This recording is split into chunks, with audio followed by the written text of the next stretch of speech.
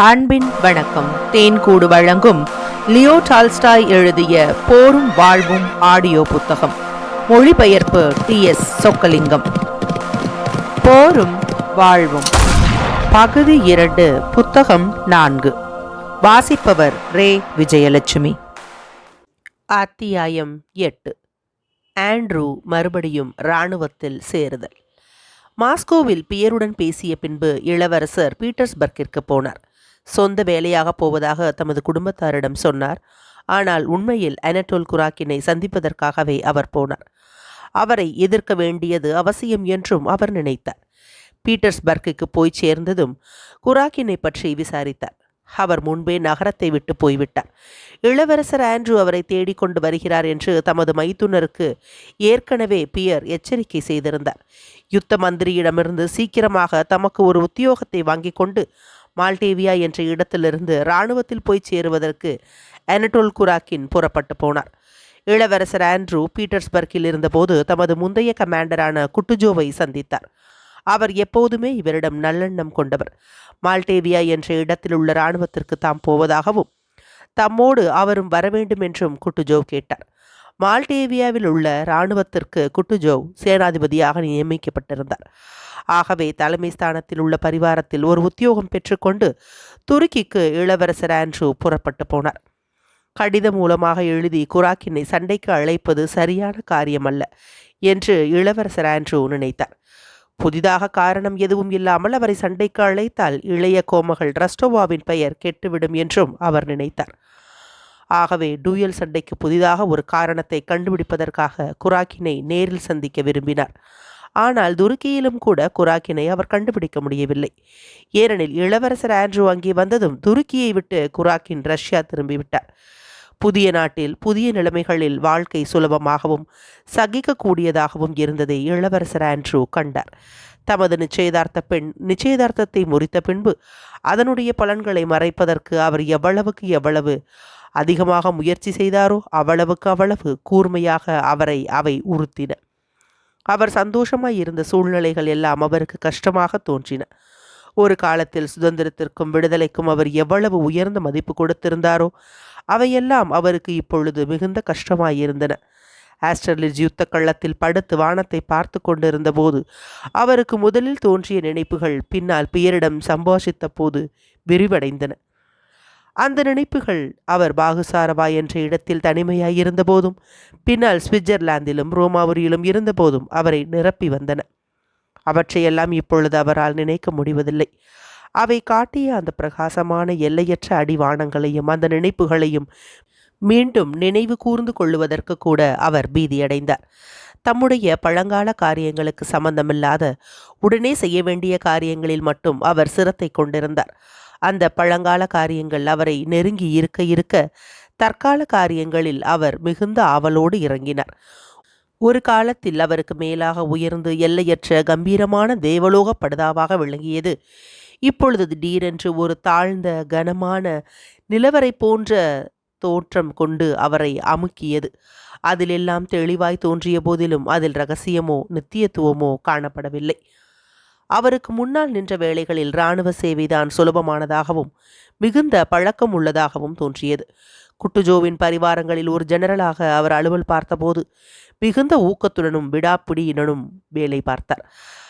வேலையில் அவருக்குள்ள விருப்பத்தையும் சரியாக வேலை செய்ய வேண்டும் என்ற நினைப்பையும் கண்ட குட்டுஜோவ் ஆச்சரியமடைந்தார்.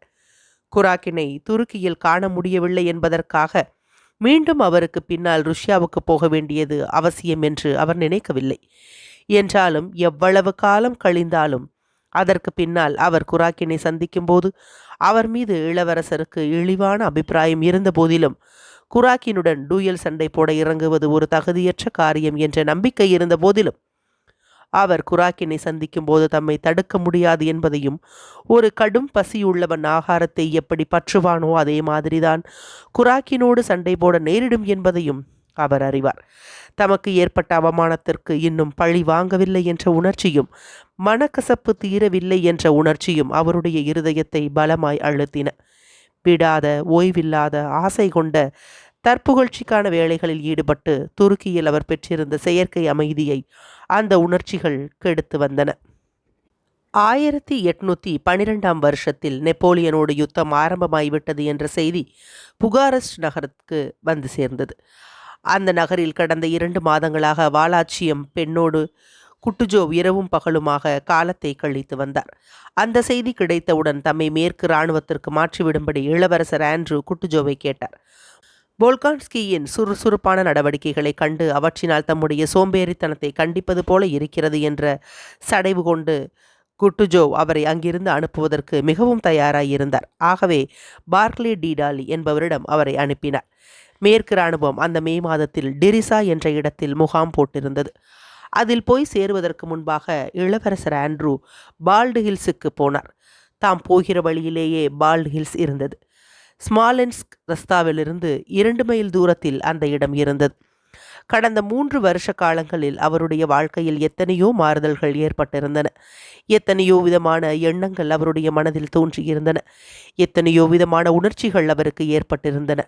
மேற்கிலும் கிழக்கிலும் அவர் பிரயாணம் செய்தபடியால் எவ்வளவோ காரியங்களை அவர் பார்த்தார். ஆகவே பால்டு ஹில்ஸுக்கு அவர் வந்து சேர்ந்ததும் அவர் எதிர்பார்த்த விதத்தில் அங்கே வாழ்க்கை ஒவ்வொரு விதத்திலும் பழையபடியே இருந்ததே ஒழிய கொஞ்சம் கூட மாறவில்லை என்பதை அறிந்ததும் அவருக்கு விசித்திரமாய் இருந்தது. கல் தூண்களோடு அமைய பெற்ற அந்த வெளிவாசல்கள் வழியாக அவர் நுழைந்து அங்கிருந்த சாலை வழியாக வீட்டிற்கு போனார். ஒரு மயக்கமான தூங்கும் கோட்டைக்குள் போகிற மாதிரி அவர் போனது இருந்தது. அதே மாதிரி பழைய கம்பீரமான தோற்றம், அதே மாதிரியான சுத்தம், அதே மாதிரியான அமைதி அங்கே நிலவி வந்தன. வீட்டினுள்ளே பழைய மேஜை நாற்காலிகளும் பழைய சுவர்களும் பழைய சப்தங்களும் பழைய வாசனைகளும் பீதி கொண்ட அதே பழைய முகங்களும், ஆனால் முகங்கள் எல்லாம் கொஞ்சம் வயதாகியும் காணப்பட்டன. இளவரசி மேரி முன்போலவே பீதி உள்ளவளாகவும் அழகு இல்லாத குமாரியாகவும் தனது வாழ்க்கையின் சிறந்த வருஷங்களை உபயோகம் இல்லாமலும் மகிழ்ச்சி இல்லாமலும் கழித்து இடைவிடாத பயத்திலும் கஷ்டங்களிலும் உழன்று வயதில் அதிகமாகி கொண்டு வந்தாள். குமாரி பௌரியன் பழைய மாதிரியே பில்லுக்கோடு சுயதிருப்தி அடைந்த பெண்ணாக ஒவ்வொரு வினாடியையும் மிகுந்த மகிழ்ச்சியோடு அனுபவித்து எதிர்காலத்தை பற்றி மகிழ்ச்சியான நம்பிக்கைகள் நிறைந்தவளாக காணப்பட்டாள். அவள் வர வர மிகுந்த சுயநம்பிக்கை கொண்டிருப்பதாக இளவரசர் ஆண்ட்ரூ நினைத்தார். சுவிட்சர்லாந்திலிருந்து தாம் அழைத்து வந்த வாத்தியாராகிய டெசல்லஸ் என்பவர் ஒரு ருஷ்ய கோட்டை அணிந்து கொண்டு அரைகுறை ருஷ்ய பாஷையில் வேலைக்காரர்களிடம் பேசிக் கொண்டிருந்தார். ஆனால் அவர் முன்போலவே குறுகிய புத்திசாலித்தனத்துடனும் மனசாட்சி உள்ளவராகவும் ஆனால் டம்பமான வாத்தியாராகவும் காணப்பட்டார். வயோதிக இளவரசர் பார்வையில் மாறியிருந்தார். இடது பக்கத்தில் உள்ள ஒரு பல் விழுந்துவிட்டது. அதனால் வாயில் ஒரு பக்கத்தில் ஏற்பட்டிருந்த ஒரு சந்து தெளிவாய் தெரிந்தது. குணத்தை பொறுத்தவரையில் அவர் பழையபடியே இருந்தார். ஆனால் கோபத்திலும் கேலியிலும் முன்னைவிட அதிகமாய் காணப்பட்டார். குஞ்சு நிக்கலஸ் மட்டும் தோற்றத்தில் மாறியிருந்தான். அவன் வளர்ந்திருந்தான். ரோஜா நிறத்தில் காணப்பட்டான். சுருண்ட கருப்பு தலைமுடி அவனுக்கு இருந்தது. அவன் மகிழ்ச்சியாயிருந்து சிரிக்கும்போது தன்னை அறியாமலேயே தனது அழகிய சிறிய மேலுதட்டை தனது தாயார் செய்ததைப் போலவே மேலே தூக்குவான். அவன் ஒருவன்தான் இந்த மயக்கமான தூங்கும் கோட்டையில் எல்லாம் மாறாமல் நிற்கும் சட்டத்திற்கு கீழ்ப்படியாதவன். வெளிப்பார்வையில் எல்லாமே பழைய மாதிரியாகவே இருப்பதாக தோன்றினாலும் இந்த மக்களின் உள்ளுறவுகள் மட்டும் இளவரசர் ஆண்ட்ரூ கடைசியாக பார்த்ததற்கு பின்னால் மாறிப்போயிருந்தன. அந்த வீட்டில் உள்ளவர்கள் 2 கோஷ்டிகளாக பிரிந்து ஒருவருக்கொருவர் விரோதமாக நடந்து கொண்டார்கள். அவர் அங்கே வந்திருப்பதால் அவருக்காக தங்கள் பழக்கங்களை மாற்றிக்கொண்டு அவர்கள் கூடினார்கள். இந்த 2 கோஷ்டிகளில் ஒன்றில் வயோதிக இளவரசர், குமாரி பௌரியன், கட்டடச் சிற்பி ஆகியோர் இருந்தார்கள். மற்றொரு கோஷ்டியில் இளவரசி மேரியும் டெசல்லஸும் குஞ்சு நிக்கலஸும் மற்றும் வயதான தாதிகளும் வேலைக்காரர்களும் இருந்தார்கள். பால்டு ஹில்ஸில் அவர் தங்கியிருந்த காலத்தில் குடும்பத்தார் எல்லோருமே ஒன்றாய் உட்கார்ந்து டின்னர் சாப்பிட்டார்கள். ஆனால் அவர்களுக்குள் சௌஜன்யம் இல்லை. தாம் விருந்தாளியாக வந்திருப்பதால் தமக்காக தனி விசேஷம் காட்டப்படுகிறது என்றும் அவர்கள் எல்லோரும் தமக்காக தர்ம சங்கடத்திற்கு உள்ளாகி இருக்கிறார்கள் என்றும் இளவரசர் ஆண்ட்ரூ நினைத்தார். தம்மை அறியாமலேயே முதல் நாளன்று மௌனமாயிருந்தார். இதை கவனித்த வயோதிக இளவரசரும் மிகுந்த சோகத்தோடு மௌனமானார். டின்னர் முடிந்ததும் நேராக தமது அறைக்கு போய்விட்டார். மாலையில் இளவரசர் ஆண்ட்ரூ அவரை போய் சந்தித்தார். அவரை உற்சாகப்படுத்துவதற்காக கோமகன் காமன்ஸ்கியின் படையெடுப்பை பற்றி பேச ஆரம்பித்தார். வயோதிக இளவரசர் எதிர்பாராத விதமாக இளவரசி மேரியை பற்றி பேச ஆரம்பித்தார். அவளுடைய மூடத்தனமான மத நம்பிக்கைகளை அவர் குறை கூறினார். குமாரி பௌரியன் மீது அவளுக்குள்ள வெறுப்பை பற்றியும் அவர் குறை கூறினார்.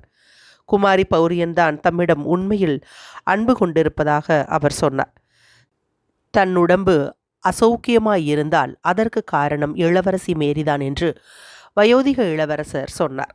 அவள் வேண்டுமென்றே தமக்கு தொந்தரவு கொடுத்து எரிச்சல் கொடுத்து வருவதாகவும் அவள் அசட்டுத்தனமான பேச்சுகளை பேசி அந்த குஞ்சு இளவரசர் நிக்கலஸை கெடுத்து வருவதாகவும் சொன்னார். தமது குமாரியை தாம் துன்புறுத்தி அவளுடைய வாழ்க்கையை மிகவும் கஷ்டமானதாக செய்து வருவதை வயோதிக இளவரசர் அறிவார். ஆனால் அவளை துன்புறுத்தாமல் இருக்க தம்மால் முடியாதென்பதையும் அவளுக்கு அது வேண்டியதுதான் என்பதையும் அவர் அறிவார். இதை அறிந்து கொண்டிருக்கிற இளவரசர் ஆண்ட்ரூ தமது சகோதரியை பற்றி என்னிடம் ஏன் ஒன்றும் சொல்வதில்லை? நான் ஒரு அயோக்கியன் என்று நினைக்கிறாரா? அல்லது தமது குமாரியை ஒரு காரணமும் இல்லாமல் தூரத்தள்ளி வைத்திருக்கும் ஒரு வயோதிக முட்டாள் என்று அவர் நினைக்கிறாரா? அல்லது அந்த பிரெஞ்சு பெண்ணை தம்மோடு சேர்த்து வைத்திருக்கிறார் என்று அவர் நினைக்கிறாரா? அவரால் புரிந்து கொள்ள முடியவில்லை. ஆகவே அவருக்கு நான் விளக்கிச் சொல்ல வேண்டும், நான் சொல்வதை கேட்டாக வேண்டும் என்று வயோதிக இளவரசர் நினைத்தார். தமது குமாரியின் நியாயமற்ற போக்கை தம்மால் ஏன் பொறுத்து கொண்டிருக்க முடியவில்லை என்பதை அவர் விளக்க ஆரம்பித்தார். நீர் என்னை கேட்டால் என்று இளவரசர் ஆண்ட்ரூ மேலே நிமிர்ந்து பார்க்காமலேயே பேசினார். தமது ஆயுளிலேயே முதல் தடவையாக தமது தந்தையை அவர் கண்டித்தார். அதை பற்றி பேசுவதற்கு நான் விரும்பவில்லை. ஆனால் நீர் என்னிடம் கேட்கிறபடியால் எனது ஒளிவு மறைவு இல்லாத அபிப்பிராயத்தை சொல்லுகிறேன். உமக்கும் மேரிக்கும் இடையில் ஏதாவது தப்பபிப்பிராயமோ மனஸ்தாபமோ இருந்தால் அதற்காக நான் அவளை குறை கூற மாட்டேன். ஏனெனில் அவள் உம்மை எவ்வளவு தூரம் நேசிக்கிறாள் என்பதையும் மரியாதை காட்டுகிறாள் என்பதையும் நான் அறிவேன். ஆனால் நீர் என்னை கேட்கிறபடியால் என்று தொடர்ந்து இளவரசர் மிகுந்த எரிச்சல் கொண்டு, அவர் சமீப காலத்தில் அம்மாதிரி எப்போதுமே எரிச்சல் கொள்கிறார், ஏதாவது உங்களுக்குள் தப்பபிப்பிராயங்கள் ஏற்பட்டிருந்தால் அவையெல்லாம் அந்த கேடுகட்ட பெண் இருக்கிறாளே அவளால் தான் ஏற்பட்டவை என்று நான் சொல்வேன். என்னுடைய சகோதரிக்கு துணையாக இருக்க அவள் அருகதையற்றவள். வயோதிக மனிதர் முதலில் தமது குமாரர் மீது வெறித்த கண்களோடு குத்திட்டு பார்த்தார். ஒரு இயற்கைக்கு விரோதமான புன்னகை அவர் பற்களின் நடுவே இருந்த இடைவெளி வழியாக தோன்றியது. இளவரசர் ஆண்ட்ரூவுக்கு இதில் இன்னும் பழக்கம் ஏற்படவில்லை. என்ன துணை எனது அன்பான குமாரனே, என்ன நீ அதற்குள் அதை பேச ஆரம்பித்து விட்டாய்? என்ன? அப்பா, நான் எந்த விதமான தீர்ப்பு கூறவும் விரும்பவில்லை என்று இளவரசர் ஆண்ட்ரூ ஒரு கடினமான மனக்கசப்பான துணியோடு பேசினார். ஆனால் நீர் என்னை வாதுக்கு அழைத்தீர். நான் ஏற்கனவே சொல்லிவிட்டேன், இனியும் எப்போதும் சொல்வேன். மேரியை குறை கூற முடியாது.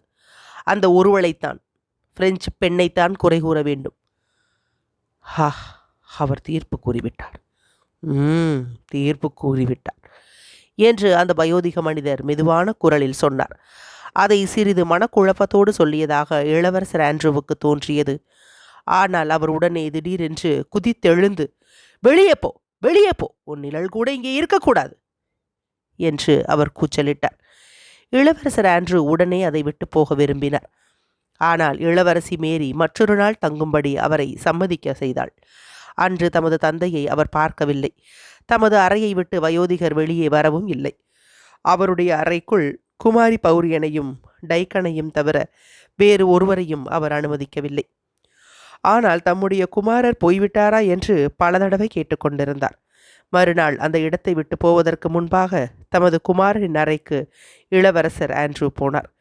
தம்முடைய தாயைப் போலவே சுருளை தலைமுடியை கொண்ட அந்த பையன், ஆரோக்கியத்தினால் ஜொலிஜொலிப்பு கொண்டிருந்த அவன் அவருடைய முழங்கால்களில் ஏறி உட்கார்ந்தான். இளவரசர் ஆண்ட்ரூ அவனுக்கு நீலப்பறவையின் கதையை சொல்ல ஆரம்பித்தார். உடனே அவர் மனோராஜ்யத்தில் இறங்கி கதையை முடிக்காமல் விட்டுவிட்டார். இந்த அழகிய குழந்தையை பற்றி, அவருடைய முழங்கால்களில் உட்கார்ந்திருந்த அவருடைய குமாரனை பற்றி அவர் மனோராஜ்யத்தில் இறங்கவில்லை. ஆனால் தம்மை பற்றியே அவர் மனோராஜ்யம் செய்து கொண்டிருந்தார். தமது தந்தையை கோபம் வருகிற மாதிரி தாம் செய்துவிட்டதற்காக தம்முடைய மனதில் பச்சாதாபம் இருக்கிறதா என்று தம்முள் தேடி பார்த்தார். அல்லது வாழ்க்கையிலேயே முதல் தடவையாக தமது தந்தையோடு சண்டை போட்டுக்கொண்டு வீட்டை விட்டு கிளம்பி போவதற்காக தம்முள் வருத்தம் இருக்கிறதா என்று தேடி பார்த்தார். இரண்டும் இல்லாததைக் கண்டு அவர் பயங்கரமடைந்தார். இதைவிட அதிகமாக அவருக்கு மற்றொரு விஷயம் இருந்தது. அதாவது தம்முள் அவர் தேடி பார்த்தபோது தமது குமாரனிடம் அவருக்கு முன்னால் எவ்வளவு பரிவு இருந்ததோ அந்த பரிவை இப்போது அவர் காண முடியவில்லை. அதை மீண்டும் ஏற்படுத்தலாம் என்ற நம்பிக்கை கொண்டு தமது குமாரனை தமது முழங்கால்களில் தூக்கி வைத்து தடவி விட்டு கொண்டிருந்தார்.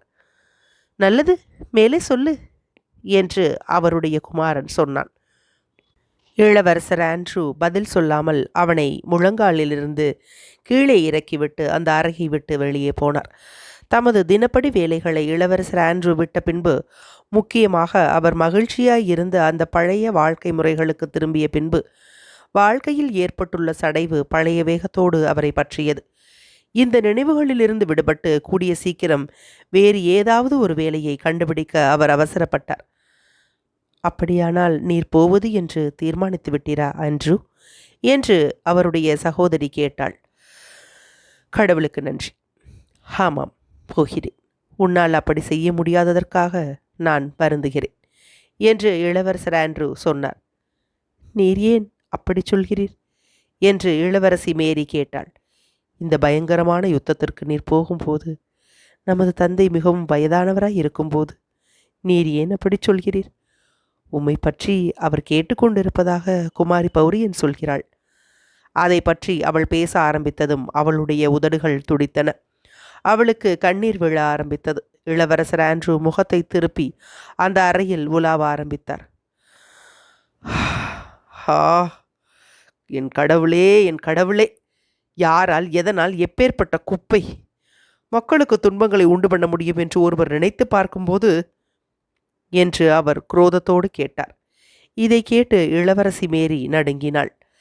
அவர் குப்பைகள் என குறிப்பிட்டது தன்னுடைய துன்பத்திற்கு காரணமான குமாரி பௌரியனை மட்டுமல்ல, அவருடைய மகிழ்ச்சியை எவன் கெடுத்தானோ அவனையும் சேர்த்து அவர் குறிப்பிடுகிறார் என்பதை அவள் அறிந்து கொண்டாள்.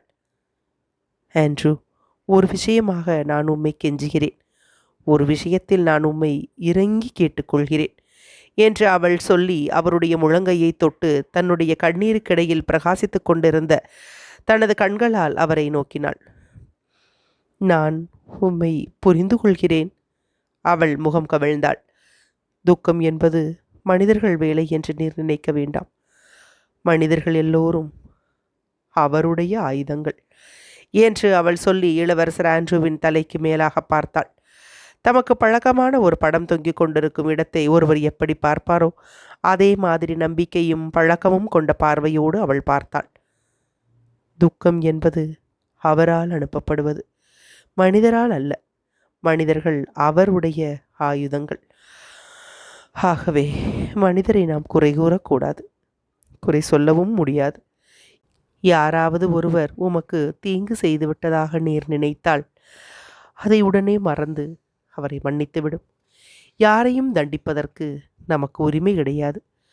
அதன் பின்னால் நீர் மன்னிப்பதால் ஏற்படக்கூடிய மகிழ்ச்சியை நீர் அறிந்து கொள்ளுவீர் என்று மேரி சொன்னாள். நான் ஒரு பெண்ணாயிருந்தால் அதே மாதிரி செய்வேன் மேரி. அது ஒரு பெண்ணுக்குரிய தர்மம். ஆனால் ஒரு ஆண் மறக்கவோ மன்னிக்கவோ செய்யக்கூடாது, செய்யவும் முடியாது என்று அவர் பதில் சொன்னார். அந்த வினாடி வரையில் குராக்கினை பற்றி அவர் நினைக்காமல் இருந்த போதிலும் அந்த பேச்சு வந்ததும் திடீரென்று அவருடைய தணியாத கோபம் அவருடைய இருதயத்தில் நிறைந்து பொங்கியது. நான் மன்னித்துவிட வேண்டும் என்று என்னை மேரி கேட்பதென்றால் அவரை வெகு காலத்திற்கு முன்பே தண்டித்திருக்க வேண்டும் என்றுதான் அதற்கு அர்த்தம் என்று அவர் நினைத்தார். அவளுக்கு அதற்கு மேலாக எதுவும் பதில் சொல்லாமல் அவர் குராக்கினை சந்தித்து தமது ஆத்திரத்தை தீர்த்து கொள்ளக்கூடிய மகிழ்ச்சியான நேரத்தை குறித்து சந்தோஷப்பட்டு கொண்டிருந்தார். குராக்கின் இப்போது இராணுவத்தில் இருக்கிறார் என்பதை அவர் அறிவார். இன்னும் ஒரு நாள் அதிகமாக தங்கும்படி இளவரசி மேரி அவரை கெஞ்சி கேட்டுக்கொண்டாள். தந்தையுடன் சமாதானம் செய்து கொள்ளாமல் ஆண்ட்ரூ புறப்பட்டு போவாரானால் அவளுடைய தந்தை எவ்வளவு தூரம் மன வருத்தப்படுவார் என்பதை அவள் அறிவாள் என்றும் சொன்னாள். இராணுவத்திலிருந்து ஒருவேளை தாம் சீக்கிரமாக திரும்பி வரக்கூடும் என்றும் தமது தந்தைக்கு கண்டிப்பாக கடிதம் எழுதுவதாகவும் இளவரசர் ஆண்ட்ரூ சொன்னார். இச்சமயத்தில் அதிகமாக அங்கே தங்கியிருந்தால் அவர்களுடைய அபிப்பிராய பேதங்கள் இன்னும் அதிகமாக மனக்கசப்பை கொடுக்கும் என்று அவர் சொன்னார். போய் வாரும் ஆண்ட்ரூ. துன்பங்கள் எப்போதும் கடவுளிடமிருந்தே வருகின்றன என்பதை நீர் ஞாபகத்தில் வைத்து கொள்ளும். மனிதர்களை எக்காலமும் அவற்றிற்காக குறை கூற முடியாது என்று தமது சகோதரியின் அந்த கடைசி வார்த்தைகள் அவர் அவளிடம் விடைபெற்று கொண்டு போகும்போது அவருக்கு கேட்டன. அப்படியானால் அது அப்படித்தான் இருக்க வேண்டும் என்று இளவரசர் ஆண்ட்ரூ பால்ட் ஹில்ஸ் மாளிகையிலிருந்து அந்த சாலைகள் வழியாக வெளியே வரும்போது நினைத்தார். பாவம், அவள் ஒன்றும் அறியாத ஒரு ஜந்து. அந்த புத்தி கெட்டுப்போன வயதான மனிதரிடம் அவள் அகப்பட்டு கொண்டு கஷ்டப்பட வேண்டியதாக இருக்கிறது. அந்த வயதான மனிதர் தாம் தவறு செய்வதாக உணர்கிறார். ஆனால் அவர் தம்மை மாற்றிக்கொள்ள முடியவில்லை. என்னுடைய மகன் வளர்ந்து வாழ்க்கையில் மகிழ்ச்சி கொண்டிருக்கிறான். மற்றவர்களைப் போல அவனும் வாழ்க்கையில் ஏமாற்றப்படவோ செய்ய நேரும். நான் இராணுவத்திற்கு போகிறேன். ஏன் எனக்கே தெரியவில்லை. நான் வெறுக்கக்கூடிய அந்த மனிதனை சந்திக்க விரும்புகிறேன். என்னை கொன்று என்னை பார்த்து சிரிக்கும்படி அவனுக்கு ஒரு சந்தர்ப்பம் கொடுக்க விரும்புகிறேன். வாழ்க்கையின் நிலைமைகள் எல்லாமே முன்போலவே இருந்தன. ஆனால் அப்போது அவையெல்லாம் ஒன்றை ஒன்று சேர்த்து பிணைந்து இருந்தன. ஆனால் இப்போது அவையெல்லாம் துண்டு துண்டுகளாய் போய்விட்டன. உபயோகமற்ற காரியங்கள் தொடர்ச்சியில்லாமல் ஒன்றன் பின் ஒன்றாக இளவரசர் ஆண்ட்ரூவின் மனதில் வந்து தோன்றின. அத்தியாயம் 8 நிறைவுற்றது. அத்தியாயம் 9. 8 மாறுபட்ட கோஷ்டிகள். இராணுவத்தின் தலைமை காரியாலயத்திற்கு ஜூன் மாத கடைசியில் இளவரசர் ஆண்ட்ரூ வந்து சேர்ந்தார். முதல் இராணுவத்தோடு சக்கரவர்த்தி இருந்தார். அரண்களால் பாதுகாக்கப்பட்ட டிரிசா முகாமில் முதல் இராணுவம் இருந்தது. பாக்ரேஷனுடைய இரண்டாவது இராணுவம் முதல் இராணுவத்தோடு சேர்ந்து கொள்வதற்காக பின்வாங்கிக் கொண்டிருந்தது. இந்த இரண்டாவது இராணுவத்தை தான் ஏராளமான பிரெஞ்சு துருப்புகள் துண்டித்துவிட்டன என்று சொல்லப்பட்டது. ருஷ்ய இராணுவத்தில் இருந்த காரியங்களின் போக்கை பற்றி பொதுவாக ஒவ்வொருவருக்கும் அதிருப்தி ஏற்பட்டிருந்தது.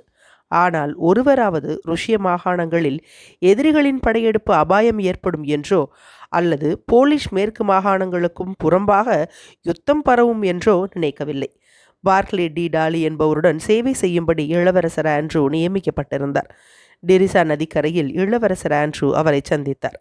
சமீபத்தில் ஒரு பட்டணமோ அல்லது ஒரு பெரிய கிராமமோ இல்லாதபடியால் அந்த இராணுவத்தைச் சேர்ந்த ஏராளமான ஜெனரல்களும் ராஜசபை தூதர்களும் நதிக்கு இரு கரைகளிலும் உள்ள கிராமங்களில் அகப்படுகிற நல்ல வீடுகளில் சுமார் 6 மைல் தூரம் சுற்றளவு வரையில் தங்கியிருந்தார்கள்.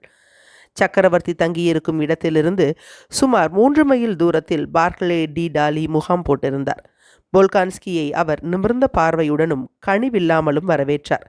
தமது அந்நிய உச்சரிப்பில் அவரிடம் பேசினார். சக்கரவர்த்தியிடம் அவரை பற்றி குறிப்பிட்டு அவருக்கு என்ன வேலை கொடுக்கலாம் என்று கேட்பதாகவும் அதுவரை தமது பரிவாரங்களோடு அவர் இருக்கலாம் என்றும் சொன்னார். அந்த இராணுவத்தில் அனட்டோல் குராக்கினை கண்டுபிடிக்கலாம் என்று இளவரசர் ஆண்ட்ரூ நம்பியிருந்தார். ஆனால் அவர் அங்கே இல்லை. அவர் பீட்டர்ஸ்பர்க்கிற்கு போய்விட்டார். இதை கேட்பதற்கு இளவரசர் ஆண்ட்ரூ சந்தோஷமடைந்தார். ஒரு பிரம்மாண்டமான யுத்தத்தை நடத்தி வரும் அந்த தலைமை காரியாலயத்தின் வேலைகளிலேயே அவருடைய மனம் திரும்பியிருந்தது.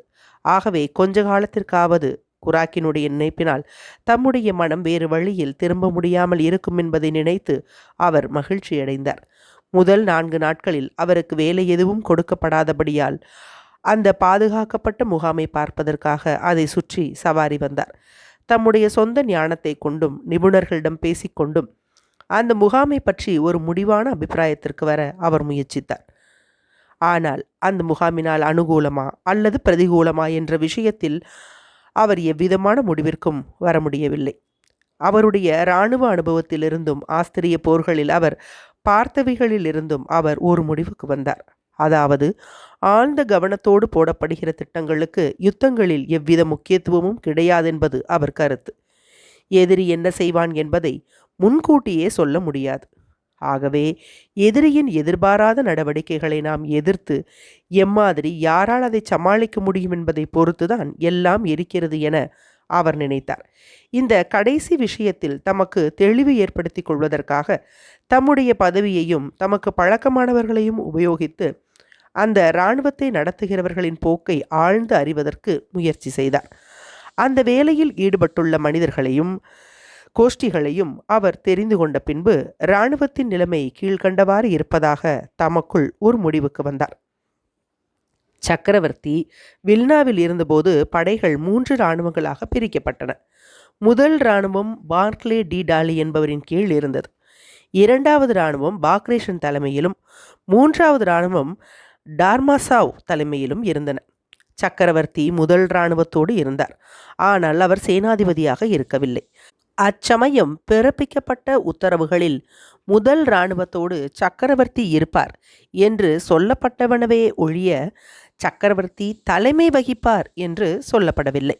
தவிர சக்கரவர்த்தி தம்முடன் ஏகாதிபத்திய தலைமை ஸ்தான பரிவாரங்களை வைத்திருந்தாரே ஒழிய ஒரு சேனாதிபதிக்கு வேண்டிய பரிவாரங்களை வைத்திருக்கவில்லை.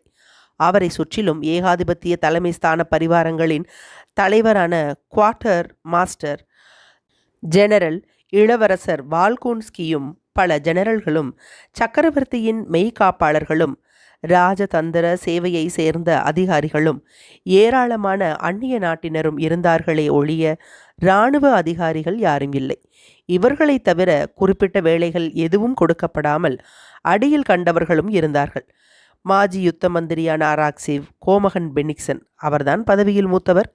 கிராண்ட் டியூக் ஜாரேவிச் கான்ஸ்டன்டைன் பாவ்லாவிச், கோமகன் ருமியான்சேவ், அவர்தான் முதல் மந்திரி.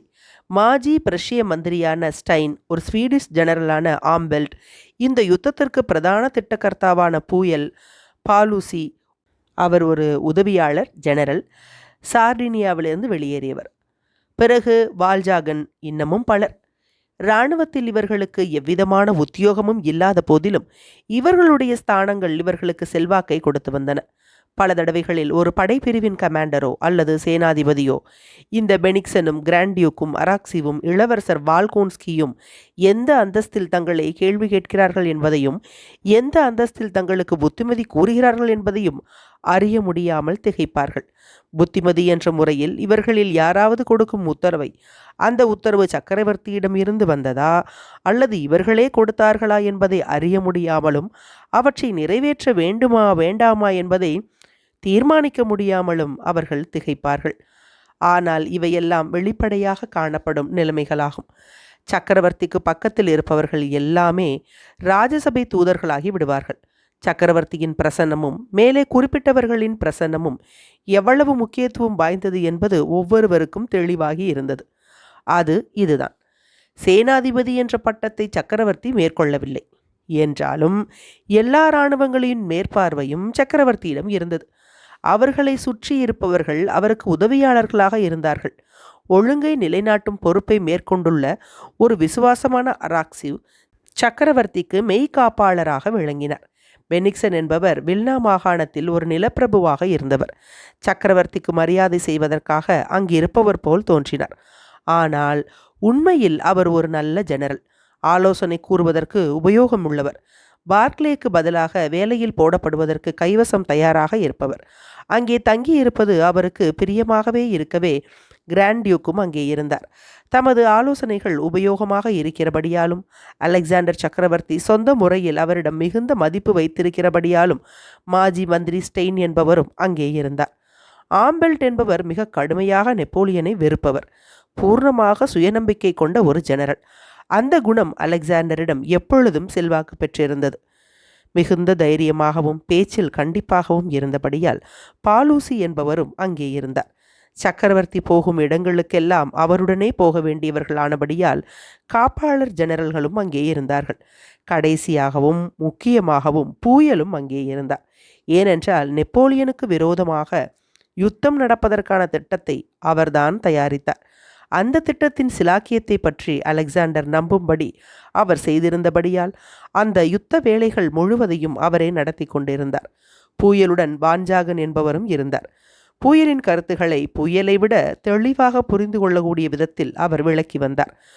பூயல் என்பவர் ஒரு முரட்டுத்தனமான ஏட்டுச் சுரக்காய் கோட்பாடுகளை கொண்டவர். அவர் மற்ற ஒவ்வொருவரையும் வெறுக்கக்கூடிய அளவில் சுயநம்பிக்கை கொண்டிருந்தார். புதிதான எதிர்பார்க்க முடியாத கருத்துக்களை இந்த ருஷ்யர்களும் வெளிநாட்டார்களும் ஒவ்வொரு தினமும் சொல்லிக் கொண்டிருந்தார்கள்.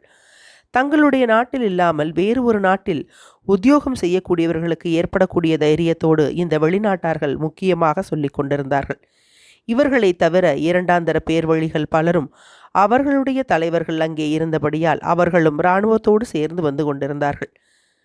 இந்த ஏராளமான அமைதியற்ற பிரகாசமான பெருமை கொண்ட சுற்றுணர்ச்சியில் தோன்றிய அபிப்பிராயங்களிலிருந்தும் பேச்சுகளிலிருந்தும் இளவரசர் ஆண்ட்ரூ பின்கண்ட தெளிவான போக்குகளின் பிரிவுகளையும் கோஷ்டிகளையும் கவனித்தார். முதல் கோஷ்டியானது பூயலையும் அவருடைய சீடர்களையும் கொண்டது. இந்த கோஷ்டியை சேர்ந்தவர்கள் இராணுவ கோட்பாட்டுக்காரர்கள், மாற்ற முடியாத நியதிகளை கொண்ட ஒரு யுத்த தந்திரத்தில் நம்பிக்கை உள்ளவர்கள். அதாவது மறைமுகமான யுத்தங்கள், பக்கவாட்டில் வளைந்து கொள்ளுதல் போன்ற யுத்த முறைகளாகும்.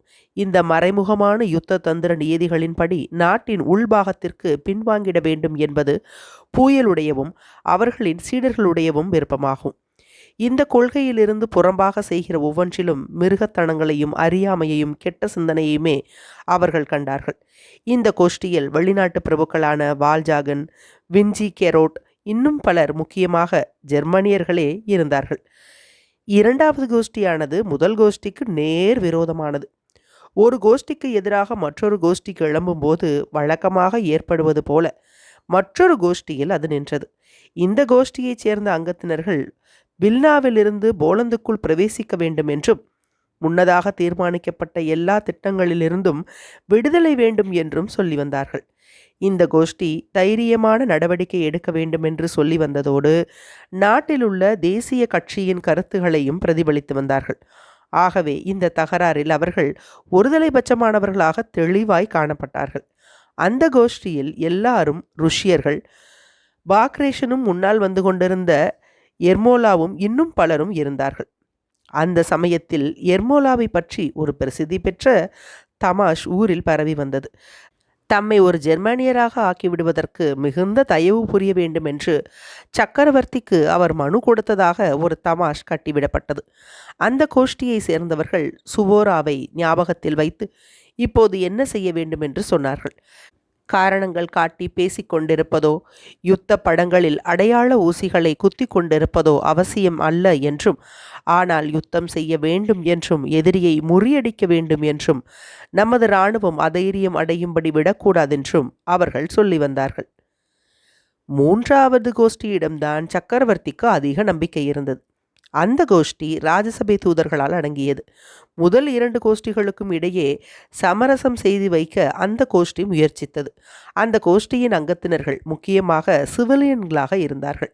அராக்சிவும் அதைச் சேர்ந்தவர்தான். தங்களுக்காக நம்பிக்கை எதுவும் இல்லாமல், ஆனால் நம்பிக்கை இருப்பது போல நினைப்பவர்கள் எம்மாதிரி பேசுவார்களோ அதே மாதிரி அந்த கோஷ்டியார் நினைத்தும் பேசியும் வந்தார்கள். அவர்கள் நெப்போலியனை மீண்டும் போனபார்ட் என்று அழைக்க ஆரம்பித்திருந்தார்கள். பெரிய மேதையான அந்த போனபார்ட்டுக்கு எதிராக யுத்தம் நடத்துவதென்றால் ஆழ்ந்த சிந்தனையோடு தயாரிக்கப்பட்ட திட்டங்களும் ஆழ்ந்த விஞ்ஞான அறிவும் வேண்டும் என்று சொல்லி வந்தார்கள். இந்த விஷயங்களில் புயலை ஒரு மேதை என்று அவர்கள் கருதினார்கள். ஆனால் கோட்பாடுகளை சொல்லுகிறவர்கள் எப்பொழுதுமே ஒருதலை சார்பாய்தான் இருப்பார்கள் என்றும், ஆகவே அவர்களை பூர்ணமாக ஒருவர் நம்பிவிட முடியாதென்றும் அவர்கள் சொன்னார்கள். ஆகவே புயலின் எதிர்க்கட்சியாளர்களும் யுத்த முறைகளில் பிரத்யக்ஷ அனுபவம் வாய்ந்தவர்களும் என்ன சொல்கிறார்கள் என்பதையும் கேட்டு இரண்டு கோஷ்டிகளின் அபிப்பிராயங்களுக்கும் மத்தியில் ஒரு வழியை கண்டுபிடிக்க வேண்டுமென்று அவர்கள் சொன்னார்கள். புயலின் திட்டப்படி டிரிசாவில் ஏற்பட்டுள்ள அந்த முகாமை அப்படியே வைத்திருக்க வேண்டும் என்றும், ஆனால் மற்ற இராணுவங்களின் நடமாட்டங்களை மாற்றியமைக்க வேண்டும் என்றும் அவர்கள் சொன்னார்கள். அவர்களுடைய இந்த யோசனைகள் எந்த கோஷ்டியினுடைய நோக்கத்தையும் நிறைவேற்றுவதாய் இல்லை.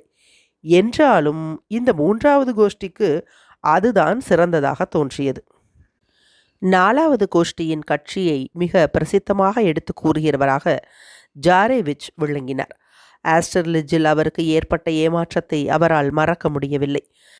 காப்பாளர் துருப்புகளுக்கு தலைமை தாங்கி குதிரைப்படை யூனிஃபாரத்தையும் சிறந்த தொப்பியையும் அணிந்து ஏதோ ஒரு அணிவகுப்பை பார்க்க போவது போல சென்று பிரெஞ்சு வீரத்தை நசுக்கி விடலாம் என்று எதிர்பார்த்து கொண்டு போனார். ஆனால் எதிர்பாராத விதமாக யுத்த முனையின் முன்னணிக்கே அவர் வந்து சேர்ந்து விட்டார். அங்கிருந்து மிகுந்த குழப்பத்துக்கு இடையில் மிகுந்த கஷ்டத்தோடு தப்பி பிழைத்தார். இந்த கோஷ்டியின் வெளிப்படையான அபிப்பிராயங்களில் நன்மை தீமை இரண்டும் அடங்கியிருந்தன. அவர்கள் நெப்போலியனுக்கு பயந்தார்கள். நெப்போலியனுடைய பலத்தை அவர்கள் ஒப்புக்கொண்டு தங்களுடைய பலவீனத்தையும் ஒப்புக்கொண்டார்கள். இவற்றை பகிரங்கமாக அவர்கள் சொன்னார்கள். அவர்கள் சொல்லியதாவது, இதிலிருந்து துக்கம், அவமானம், சர்வநாசம் ஆகியவைகளை தவிர வேறு எதுவும் ஏற்பட போவதில்லை. நாம் வில்னாவையும் பைடேப்ஸ்கையையும் கைவிட்டு வந்தோம். டிரிசாவையும் நாம் கைவிடுவோம். நம்மை பீட்டர்ஸ்பர்க்கிலிருந்து விரட்டுவதற்கு முன்பாக நாம் செய்யக்கூடிய தகுதியான காரியம் ஒன்றே ஒன்றுதான். அதாவது வெகு சீக்கிரமாக சமரசம் செய்து கொள்வதாகும். இராணுவத்தின் உயர் வட்டாரங்களில் இந்த கருத்து பொதுவாக நிலவி வந்தது. பீட்டர்ஸ்பர்க்கிலும் இதற்கு ஆதரவு இருந்தது. வேறு பல இராஜாங்க காரணங்களுக்காகவும் முதல் மந்திரியான ரும்யான்சேவ் என்பவரும் சமரசத்தை ஆதரித்து வந்தார். பார்க்லே டீடாலி என்பவரை பின்பற்றுகிறவர்கள் 5வது கோஷ்டியாக அமைந்திருந்தார்கள். அவர் ஒரு மனிதர் என்ற முறையில் அவர்கள் அவரை ஆதரிக்கவில்லை. ஒரு யுத்த மந்திரி, சேனாதிபதி என்ற முறையில் அவர்கள் ஆதரித்தார்கள். அவர்கள் எப்பொழுதும் இம்மாதிரி பேசுவது வழக்கம். அதாவது, அவர் எப்படி இருந்தாலும் சரி, அவர் ஒரு யோக்கியமானவர், காரியவாதி. அவரை விட சிறந்த வேறு யாரும் நமக்கு இல்லை. அவருக்கு உண்மையான அதிகாரத்தை கொடுத்து பாருங்கள். ஏனெனில் தலைமை சேனாதிபத்தியத்தில் ஒற்றுமை இல்லாவிட்டால் வெற்றிகரமாக யுத்தத்தை நடத்த முடியாது. அவருக்கு அதிகாரத்தை கொடுத்து பாருங்கள். அவர் பின்லாந்தில் செய்த மாதிரி இராணுவம் சிறந்த அமைப்போடும் பலத்தோடும் விளங்கி எவ்விதமான தோல்வியும் இல்லாமல் டெரிசாவுக்கு பின்வாங்கியது என்றால் அதற்கான முழு பொறுப்பும் பார்க்லேயே சேர வேண்டும். பார்க்லேயை தள்ளி வைத்து பெனிக்சனை அவரிடத்தில் போடுவது என்றால் எல்லாம் கெட்டுப்போகும். ஏனெனில் பெனிக்சன் அவருடைய திறமையின்மையை ஏற்கனவே 1807ஆம் வருஷத்தில் காட்டிவிட்டார். பெனிக்சனை சேர்ந்தவர்கள் 6வது கோஷ்டியாக அமைந்திருந்தார்கள். அவர்கள் பெனிக்சனை விட அதிகமாக சுறுசுறுப்புற்றவரோ அனுபவம் உள்ளவரோ வேறு ஒருவரும் கிடையாது என்று சொன்னார்கள். நீங்கள் எம்மாதிரி திரித்தாலும் சரி, கடைசியாக பெனிக்சனிடம் வந்துதான் ஆக வேண்டும். மற்றவர்கள் இப்பொழுது எவ்வளவு தவறுகள் வேண்டுமானாலும் செய்யட்டும் என்று அவர்கள் கூறி டெரிசாவுக்கு நாம் பின்வாங்கியது மகா வெட்கக்கேடான தோல்வி என்றும் ஒன்றன் பின் ஒன்றாக செய்து வந்த பல குருட்டுத்தனமான தவறுகள் என்றும் அவர்கள் சொல்லி வந்தார்கள். அவர்கள் எவ்வளவுக்கு எவ்வளவு அதிகமான தவறுகள் செய்கிறார்களோ அவ்வளவுக்கு அவ்வளவு நல்லது.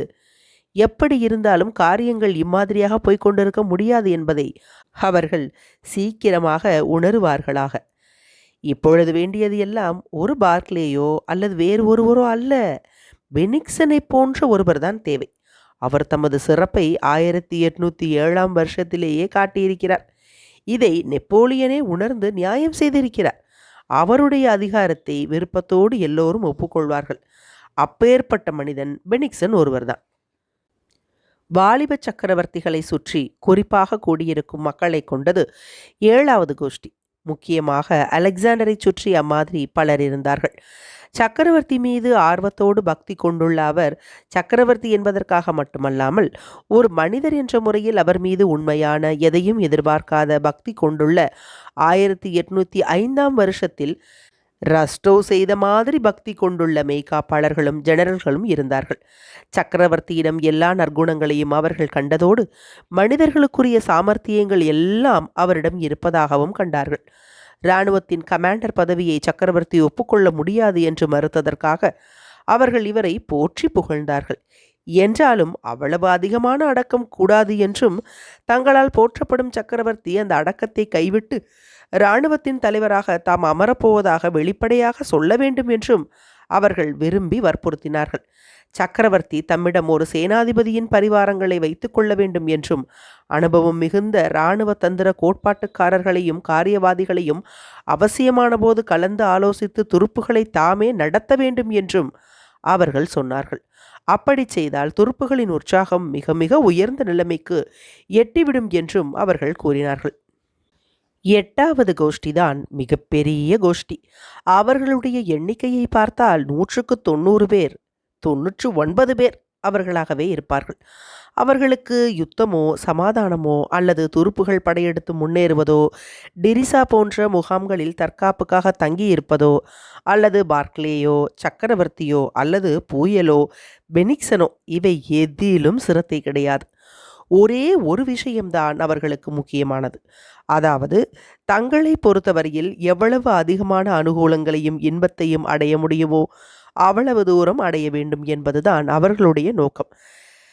சக்கரவர்த்தியின் தலைமை காரியாலயத்தை சுற்றி சுழன்று வரும் அபிப்பிராய பேதங்களிலிருந்தும் சூழ்ச்சிகளிலிருந்தும் சாதாரண காலங்களில் நினைக்க முடியாத பல அனுகூலங்களை பல வழிகளில் பெற முடியும்.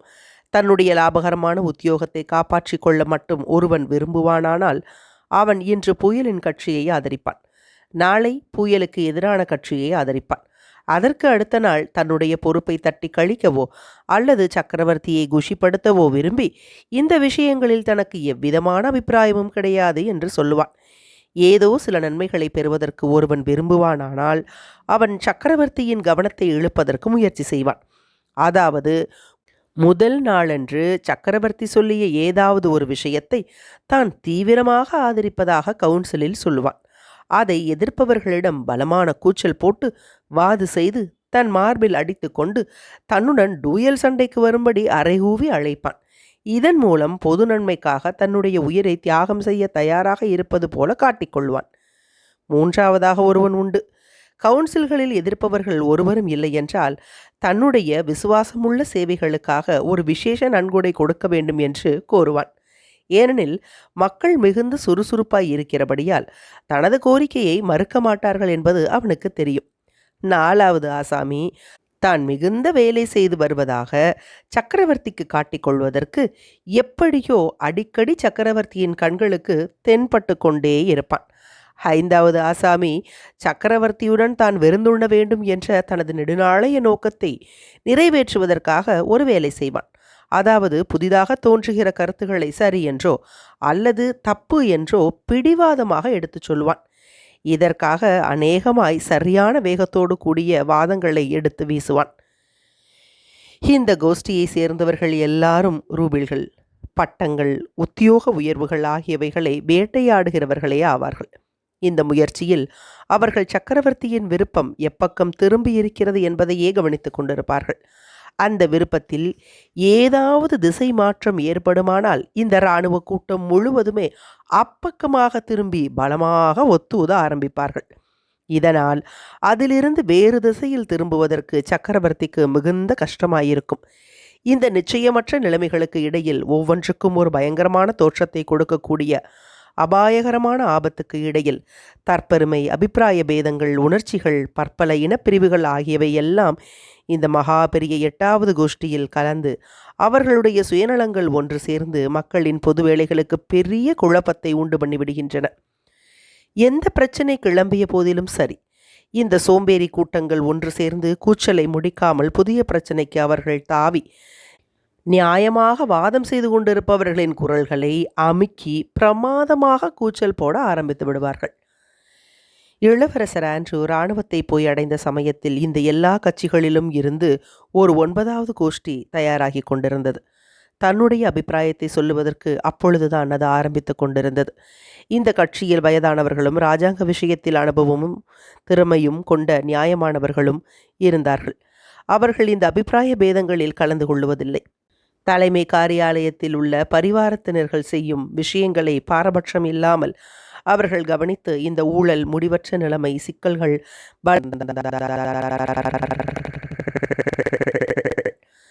இராணுவம் இருக்கிற இடத்தில் சக்கரவர்த்தி தமது இராணுவ சபையோடு பிரசன்னமாய் இருப்பதால் தான் இப்பொழுது ஏற்பட்டுள்ள தீமைகள் ஏற்பட்டு இருப்பதாக இந்த கோஷ்டியை சேர்ந்தவர்கள் நினைத்தும் பேசியும் வந்தார்கள். ஒரு நிச்சயமற்ற தன்மையும் நிச்சயமற்ற உறவுகளும் அங்கே நிலவி வந்தன. அவை ராஜசபைக்கு பொருத்தமானதாய் இருக்கலாம்.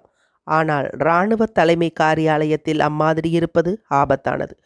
ஒரு சக்கரவர்த்தி ஆள வேண்டுமே ஒழிய இராணுவத்தின் கமாண்டராய் இருக்கக்கூடாது. இந்த நிலைமையிலிருந்து தப்புவதற்கான ஒரே வழி என்னவென்றால் சக்கரவர்த்தியும் அவருடைய ராஜசபையும் இராணுவத்தை விட்டு வந்துவிட வேண்டும்.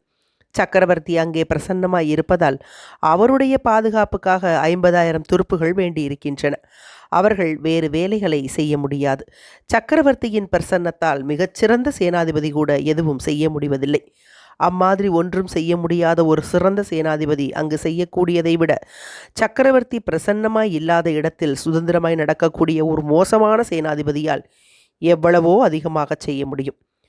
இளவரசர் ஆண்ட்ரூ டெரிசாவில் போய் சேர்ந்த சமயத்தில் இந்த கோஷ்டியின் பிரதான பிரதிநிதியான உள்நாட்டு மந்திரி ஷிஷ்கோவ் என்பவர் சக்கரவர்த்திக்கு ஒரு கடிதம் எழுதினார். அதில் அராக்சிவும் பலாஷேவும் கையெழுத்திட ஒப்புக்கொண்டார்கள். பொதுவான விஷயங்களை பற்றி தம்மிடம் விவாதிப்பதற்கு சக்கரவர்த்தி அவருக்கு அனுமதி கொடுத்திருந்தார். இதை மரியாதையோடு தமது கடிதத்தில் சுட்டிக்காட்டி தலைநகரில் உள்ள மக்களுக்கு யுத்த உணர்ச்சியை கிளப்பி விடுவதற்காக சக்கரவர்த்தி இராணுவத்தை விட்டு போக வேண்டும் என்று அவர் கேட்டுக்கொண்டார். தங்களுடைய சக்கரவர்த்தியால் மக்களின் உணர்ச்சியை கிளப்பிவிட வேண்டும் என்றும் தங்களுடைய நாட்டை பாதுகாப்பதற்காக அவர்கள் முன்வர வேண்டும் என்றும் சக்கரவர்த்தி கேட்டுக்கொள்ள வேண்டும் என்றும் சக்கரவர்த்திக்கு சொன்னார்கள். இராணுவத்தை விட்டு விலகி போவதற்கு இதை ஒரு காரணமாக வைத்துக்கொண்டு சக்கரவர்த்தி அதற்கு சம்மதித்தார். மாஸ்கோவில் சக்கரவர்த்தியின் பிரசன்னம் மக்களின் உணர்ச்சியை தூண்டியது. ருஷ்யாவின் வெற்றிக்கு இந்த தூண்டப்பட்ட உணர்ச்சியே முக்கியமான காரணமாய் இருந்தது. அத்தியாயம் 9 நிறைவுற்றது. அத்தியாயம் 10. புயலுடன் ஆண்ட்ரூ. இந்த கடிதத்தை இன்னும் சக்கரவர்த்திக்கு கொடுக்கவில்லை. இச்சமயத்தில் அவரை நேராக பார்த்து துருகியை பற்றி விசாரிக்க வேண்டும் என்று விரும்புவதாக புல்கான்ஸ்கியிடம் பர்க்லே என்பவர் சொன்னார். இளவரசர் ஆண்ட்ரூ அன்று மாலை 6 மணிக்கு பெனிக்சனின் விடுதிகளுக்கு போக வேண்டும் என்றும் அவர் கூறினார். அன்று நெப்போலியனுடைய துருப்புகளின் நடமாட்டத்தை பற்றி புதிதாக ஒரு செய்தி சக்கரவர்த்தியின் தலைமை காரியாலயத்திற்கு வந்தது. நெப்போலியனின் அந்த புதிய நடவடிக்கையினால் ருஷ்ய இராணுவத்திற்கு ஆபத்து ஏற்பட்டிருப்பதாக சொல்லப்பட்டது. ஆனால் அந்த செய்தி பொய்யான செய்தி என்று பின்னால் தெரிய வந்தது. அன்று காலையில் சக்கரவர்த்தியோடு கர்னல் மிச்சாட் என்பவர் அந்த டிரிசா பாதுகாப்பு அரண்களை சுற்றி பார்க்க போனார். புயல் நிர்மாணித்த அந்த பாதுகாப்பு முகாமை அதுவரையில் இராணுவ தந்திர சாஸ்திரத்துக்கு ஒத்ததாக இருந்த ஒரு தலை சிறந்த அமைப்பு என்று கருதி வந்தார்கள். அந்த முகாம் நெப்போலியனுக்கு நிச்சயமாக அழிவை கொண்டு வந்துவிடும் என்று சொல்லி வந்தார்கள். ஆனால் அது வெறும் அசட்டுத்தனமான பேச்சு என்றும் ருஷ்ய இராணுவத்தை அது அழித்துவிட முடியும் என்றும் கர்னல் மிச்சாட் சக்கரவர்த்திக்கு சுட்டிக்காட்டினார். இளவரசர் ஆண்ட்ரூ பெனிக்சனின் விடுதிகளுக்கு வந்து சேர்ந்தார். அந்த விடுதி ஒரு கிராமாந்திர கணவானுடையது. ஆற்றின் கரையில் நடுத்தரமான அளவில் அமைக்கப்பட்ட ஒரு வீடு. பெனிக்சனோ அல்லது சக்கரவர்த்தியோ அங்கு இல்லை. சக்கரவர்த்தியின் மெய்காப்பாளரான செர்னிஷேவ் என்பவர் போல்கான்ஸ்கியை வரவேற்றார். ஜெனரல் பெனிக்சனும் கோமகன் பாலூசியும் சக்கரவர்த்தியும் 2வது தடவையாக அந்த பாதுகாக்கப்பட்ட டெரிசா முகாமை சுற்றி பார்க்க போயிருக்கிறார்கள் என்றும் முகாமை பற்றிய உபயோகத்தை குறித்து பெரிய சந்தேகங்கள் ஏற்பட ஆரம்பித்திருக்கின்றன என்றும் அவர் சொன்னார். முதல் அறையின் ஒரு ஜன்னலில் ஒரு பிரெஞ்சு நாவலோடு செர்னிஷேவ் அமர்ந்திருந்தார். இந்த அறை ஒருவேளை சங்கீத மண்டபமாக முன்னால் இருந்திருக்கலாம். இந்த அறையின் மத்தியில் இன்னமும் ஒரு வாத்திய பெட்டி இருந்தது. அதன் மீது சில கம்பளங்களை போட்டு வைத்திருந்தார்கள். அந்த அறையின் ஒரு மூலையில் பெனிக்சனுடைய உதவியாளரின் மடக்கு கட்டில் காணப்பட்டது. அந்த உதவியாளரும் அங்கேதான் இருந்தார். அந்த கட்டிலை சுற்றி வைக்கப்பட்டிருந்த மெத்தை மீது அவர் சாய்ந்து தூங்கிக் கொண்டிருந்தார். ஒருவேளை அதிக வேலையினாலோ அல்லது விருந்து சாப்பாட்டினாலோ அவர் களைப்படைந்திருக்கலாம். அந்த அறையிலிருந்து ஒரு வழி வரவேற்பு அறைக்கு போயிற்று. அந்த முதல் வாசல் வழியாக ஜெர்மன் பாஷையிலும் இடையிடையே பிரெஞ்சு பாஷையிலும் பேசிக்கொண்டிருந்த ஒலிகளும் வந்து கொண்டிருந்தன. அந்த வரவேற்பு அறையில் சக்கரவர்த்தியின் விருப்பப்படி சிலர் கூடியிருந்தார்கள். வரப்போகிற கஷ்டங்களை பற்றி அவர்களுடைய கருத்துக்களை கேட்டு தெரிந்து கொள்வதற்காக சக்கரவர்த்தி அவர்களை அழைத்திருந்தார். அது ஒரு இராணுவ ஆலோசனை கூட்டம் அல்ல. அம்மாதிரி திட்டவட்டமாக எதையும் சொல்லாமல் பொதுப்படையாக சொல்வதையே சக்கரவர்த்தி எப்போதும் விரும்பினார். அது ஒரு யுத்த கவுன்சில் அல்ல. ஆனால் சக்கரவர்த்திக்கு சொந்தமாக சில கேள்விகளுக்கு பதில் அறிந்து கொள்வதற்காக அதை கூட்டியிருந்தனர். இந்த கவுன்சில் உத்தியோகபூர்வமாக கூட்டாதபடியினால் இதை பாதி கவுன்சில் என்று சொல்லலாம். ஸ்வீடிஷ் ஜெனரல் ஆம்பெல்ட், உதவியாளர் ஜெனரல் வால்ஜாகன், வின்ஜின் கெரோட் இவரைத்தான் நாட்டை விட்டு வெளியேறிய ஒரு பிரெஞ்சு பிரஜை என்று நெப்போலியன் சொன்னார். மிச்சாட், டால், கொஞ்சம் கூட இராணுவக்காரராய் இல்லாத கோமகன் ஸ்டைன், புயல் இவர்தான் இராணுவ விஷயங்கள் பூராவிற்கும் மூலமான விசை என்று இளவரசர் ஆண்ட்ரூ பின்னால் கேள்விப்பட்டார். இவர்கள் எல்லோரும் பாதி கவுன்சிலுக்கு அழைக்கப்பட்டிருந்தார்கள். தமக்கு பின்னால் புயல் சீக்கிரமாக வந்துவிட்டபடியால் அவரை நன்றாக பார்க்கக்கூடிய ஒரு சந்தர்ப்பம் இளவரசர் ஆண்ட்ரூவுக்கு கிடைத்தது. அந்த வரவேற்பு அறை வழியாக அவர் போனபோது செர்னிஷேவோடு பேசுவதற்காக ஒரு நிமிடம் அங்கே நின்றார். ஒரு ருஷ்ய ஜெனரலுக்குரிய சரியாக செய்யப்படாத யூனிஃபாரத்தை புயல் அணிந்திருந்தார். அவருக்கு அது பொருத்தமாய் இல்லாமல் ஏதோ ஒரு தமாஷ் வேஷம் போட்டது போல தோன்றியது. அவரை இளவரசர் பார்த்ததும் அவர் இப்போதுதான் முதலாக பார்ப்பதாய் இருந்த போதிலும் அவருடைய முகம் பழக்கமான முகம் போல தோன்றியது. அவரை பார்த்தவுடன் வேராதார் மார்க் ஷிமிட் ஆகியவர்களிடமிருந்தும் 1805 வருஷத்தில் இளவரசர் ஆண்ட்ரூ பார்த்த பல ஜெர்மன் இராணுவ தத்துவ ஜெனரல்கள் ஆகியவர்களிடமிருந்தும் ஏதோ கொஞ்சம் கொஞ்சம் பூயலிடம் காணப்படுவதாக அவர் நினைத்தார். ஆனால் அவர்கள் எல்லோரையும் விட அதிகமாய் அசலாய் காணப்பட்டார். அவர்கள் எல்லோருடைய குணவிசேஷங்களையும் ஒன்று சேர்த்து இவ்வளவு அதிகமாக ஒரே ஒருவரிடம் காணப்படும் ஒரு ஜெர்மன் இராணுவ தத்துவக்காரரை இளவரசர் ஆண்ட்ரூ இதுவரை பார்த்ததில்லை. பூயல் குட்டையாகவும் ஒல்லியாய் ஆனால் நல்ல உறுதியான உடம்பை கொண்டவராய் விசாலமான பெட்டிகளோடு பிரதானமான தோள்களை கொண்டவராய் காணப்பட்டார். அவருடைய முகத்தில் அதிகமான சுருக்கங்கள் இருந்தன. அவருடைய கண்கள் ஆழமாய் பதிந்திருந்தன. அவருடைய தலைமுடிகள் கன்னப்பொட்டுகளின் பக்கத்தில் வேகமாய் வாரிவிடப்பட்டிருந்தன. தலைக்கு பின்னால் அவை விசித்திரமான குடுமிகளைப் போல நீண்டிருந்தன. அந்த அறைக்குள் அவர் நுழைந்து கோபமாகவும் அமைதியற்ற மனதோடும் சுற்றிலும் பார்த்தார். அந்த பெரிய அறையில் இருந்த ஒவ்வொன்றையும் கண்டு அவர் பயப்படுவது போல தோன்றினார். தம்முடைய உடைவாளை விகாரமாய் வைத்துக்கொண்டு செர்னிஷோவை பார்த்து ஜெர்மன் பாஷையில் சக்கரவர்த்தி எங்கே என்று கேட்டார். அந்த அறையில் தலை தாழ்த்துதல்களையும் வணக்கங்களையும் சீக்கிரமாக முடித்துவிட்டு அங்கிருந்து வெளியேறி யுத்த படத்தின் முன்பாக அமர்ந்து நிம்மதியாக வேலை செய்ய வேண்டுமென்று விரும்பியவர் போல அவர் காணப்பட்டார். செர்னிஷேவுக்கு பதிலாக வேகமாய் தலையை ஆட்டினார். டெரிசா முகாமின் பாதுகாப்புகளை பரிசோதிப்பதற்காக சக்கரவர்த்தி போயிருக்கிறார் என்பதை கேள்விப்பட்டதும் கேலியாக புன்முறுவல் காட்டினார். அந்த பாதுகாப்பு முகாம் பூயலினுடைய இராணுவ தத்துவத்தின்படி திட்டமிட்டு கட்டப்பட்டதாகும். திடீரென்று தாழ்ந்த குரலில் சுயநம்பிக்கை கொண்ட ஜெர்மனியர்கள் செய்வது போல எதையோ முணங்கினார். அது ஒருவேளை முட்டாள் பயல் என்பதாகவோ அல்லது எல்லாமே நாசமாகிவிடும் என்பதாகவோ அல்லது ஏதோ அசட்டுத்தனமாக அதிலிருந்து ஏற்படலாம் என்பதாகவோ இருக்கலாம். அவர் என்ன சொன்னார் என்பது இளவரசர் ஆண்ட்ரூவுக்கு கேட்கவில்லை. அவர் அதை கடந்து போயிருப்பார். ஆனால் செர்னிஷேவ் அவரை பூயலுக்கு அறிமுகப்படுத்தி வைத்தார். துருக்கியிலிருந்து யுத்தம் அதிர்ஷ்டவசமாய் முடிந்து போனவுடன் இப்போதுதான் இளவரசர் ஆண்ட்ரூ திரும்பி வந்திருக்கிறார் என்று கூறினார். சரியாக கூட இளவரசர் ஆண்ட்ரூவை அவர் கவனிக்காமல் அவருக்கு பின்னால் பார்த்து கொண்டே, அந்த யுத்தம் சிறந்த இராணுவ தந்திர யுத்தமாகத்தான் இருந்திருக்க வேண்டும் என்று சொல்லி இகழ்ச்சியான சிரிப்போடு அங்கு பேச்சுக்குரல்கள் வந்து கொண்டிருந்த அறைக்குள்ளாக போனார். பூயல் எப்போதுமே எரிச்சலை உண்டு பண்ணக்கூடிய கேலி செய்யும் சுவாபம் உள்ளவர். அன்று குறிப்பாக அவருக்கு மன அமைதி கெட்டு போயிருந்தது. அவருடைய திட்டப்படி கட்டப்பட்ட அந்த முகாமை குற்றம் குறை கூறுவதும் அதை போய் பார்வையிடுவதும் என்று ஏற்பட்டுவிட்டதே என நினைத்து அவருடைய மனம் குழப்பமடைந்தது. ஆஸ்டர்லிட்ஜில் ஏற்பட்ட அனுபவங்களை கொண்டு இளவரசர் ஆண்ட்ரூவுக்கு பூயலுடன் ஏற்பட்ட அந்த சுருக்கமான பேட்டியிலிருந்தே அந்த மனிதரை பற்றி ஒரு தெளிவான அபிப்பிராயத்தை மனதில் உருவாக்க சாத்தியமாயிற்று.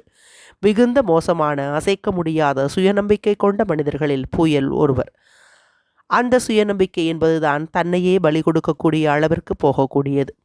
ஜெர்மானியர்கள் மட்டுமே அப்படி இருக்கிறார்கள். ஏனெனில் அந்த ஜெர்மானியர்கள் மட்டும்தான் மானசீகமான தத்துவார்த்த கொள்கைகளில் சுயநம்பிக்கை கொள்ள முடியும். அதுதான் சாஸ்திரம். அதுதான் முழு உண்மையையும் அறியக்கூடிய ஞானம் என்று சொல்லப்படுகிறது. உள்ளத்திலும் உடம்பிலும் ஆண்களுக்கும் பெண்களுக்கும் தவிர்க்க முடியாத கவர்ச்சியோடு தான் சொந்த முறையில் இருப்பதாக ஒரு பிரெஞ்சுக்காரன் கருதுவதால் அவன் சுயநம்பிக்கை கொண்டிருக்கிறான்.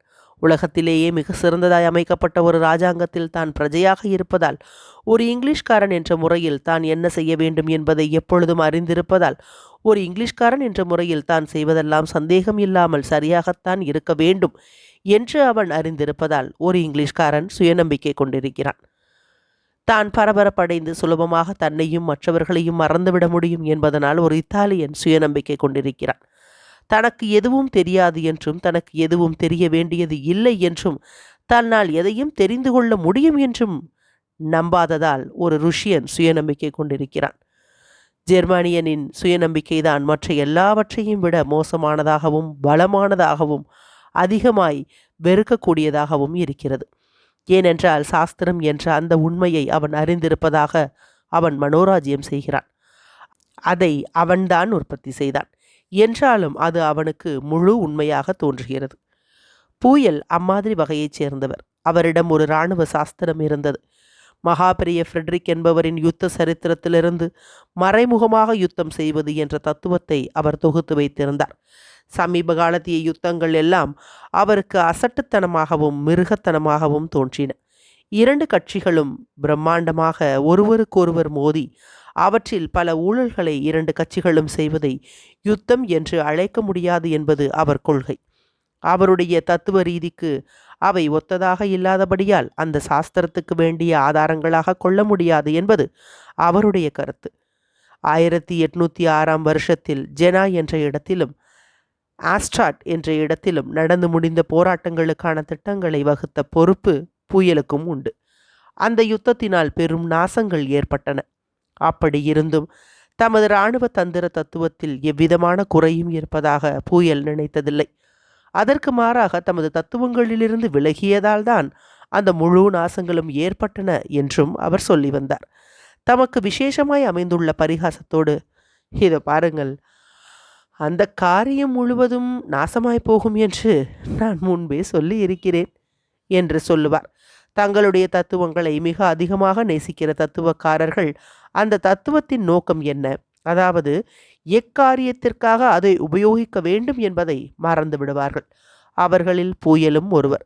தத்துவங்களில் அவருக்கு ஏற்பட்டுள்ள ஆசையானது காரிய சாத்தியமான எல்லா விஷயங்கள் மீதுமே அவர் வெறுப்பு கொள்ளும்படி செய்தது. தம்முடைய தத்துவங்களிலிருந்து விலகியதால் தோல்விகள் ஏற்படுமானால் அதற்காக அவர் மகிழ்ச்சி அடைவதும் உண்டு. ஏனெனில் தமது தத்துவத்தின் சரியான தன்மையை அந்த தோல்விகள் நிரூபித்து விட்டன என்பது அவர் கருத்து. எல்லாம் தவறாகவே வந்து முடியும் என்பதை முன்னதாகவே அறிந்து கொண்ட ஒரு மனிதரைப் போலவும் அதற்காக வருத்தப்படாதவரைப் போலவும் தற்கால யுத்தத்தை பற்றி இளவரசர் ஆண்ட்ரூவுடனும் செர்னிஷேவுடனும் அவர் சில வார்த்தைகள் பேசினார்.